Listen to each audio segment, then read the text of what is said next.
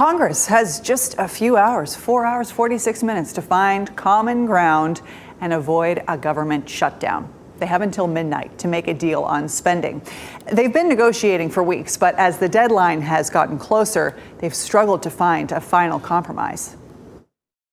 What the Democrats have done here is take the federal government as a hostage. House Democrats are on duty, House Republicans are on vacation. Amen. Shame on them.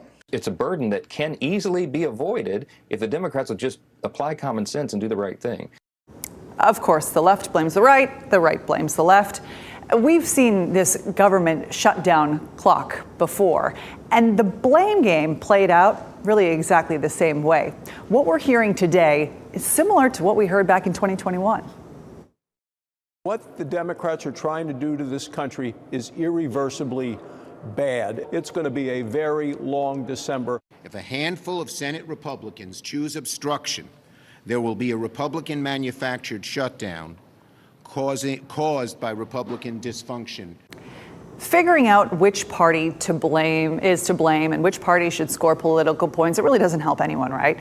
So for a moment, let's talk about the actual consequences of a government shutdown, what it might mean for you. And we should start by saying government shutdowns are actually a modern problem. The budgeting process we use today started in 1976 under President Ford. And in 1981, the Attorney General under President Carter issued a strict interpretation of the rules, setting the standard for the next 50 years. He determined that a lapse in budget meant all government work must stop, with a few limited exceptions. Before this, if the Congress didn't agree on a budget, it was really just seen as a temporary problem. Business continued as normal. Since then, we have seen 8 government shutdowns. The first one lasted just 4 hours in 1986. President Clinton saw 2 shutdowns in 1995, one lasting 21 days. Barack Obama was the president during the 16-day shutdown in 2013. And 3 shutdowns have taken place under President Trump. The one in 2018 lasted 35 days, the longest in history. So, what can we learn from those previous shutdowns? Here are some of the things that will not change. Social Security checks will keep coming in. The mail will still arrive. VA medical facilities and clinics will stay open. SNAP benefits will stay in place for at least 1 month. But remember, the shutdown in 2018 lasted 35 days, and SNAP came dangerously close to running out of money.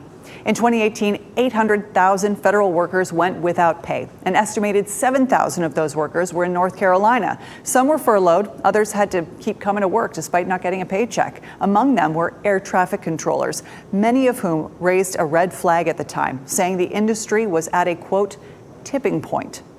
We should say all of those workers did receive back pay after the shutdown ended. So they may have struggled to pay bills, but they did eventually get their money. So what else do these previous shutdowns teach us?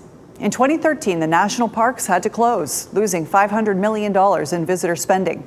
The FDA and EPA had to delay a combined 2,000 inspections. In 1995, tens of thousands of Medicare applicants were temporarily turned away because of the shutdown. Nearly 300,000 federal employees were furloughed. So what will it be like this time around if Congress can't make a deal? The biggest concern is furloughs. About 50,000 federal workers are at risk in North Carolina, and at least 200 state employees would be furloughed. The State Office of Human Resources announced that today.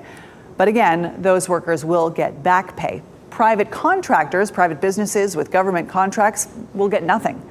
They don't have a guaranteed lifeline. For them, the difference between 4 hours and 35 days is huge. The longer a government shutdown lasts, more strain will be put on these businesses and more consequences could take hold, guys.